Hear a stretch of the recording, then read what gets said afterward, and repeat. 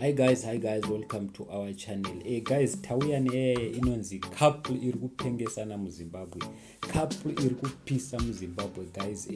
Nemunongoziva mega kuti muZimbabwe most of the times makapule edu atinenge takatemba dzimwe nguva anozonetsana chichi nemunongoziva mega zvandikureva. Asi handina kuuya nenyaya dzemakapule asiyana, aiwa ndauya nenyaya yekapule iri kupisa muZimbabwe zvisingaite.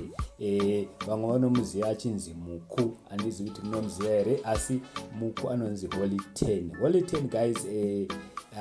Adzoka zvekare ari kutenderera nemamwe mapictures asina kumira zvakanaka, aine bhebhi rake, aina Bae wake anonzi Kimberley.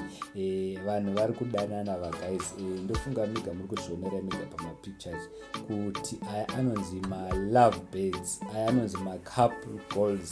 Vanhu vari murudo ava, ukavatarisa ukaenda kunoona mapictures avo, these people they seem to be doing everything together.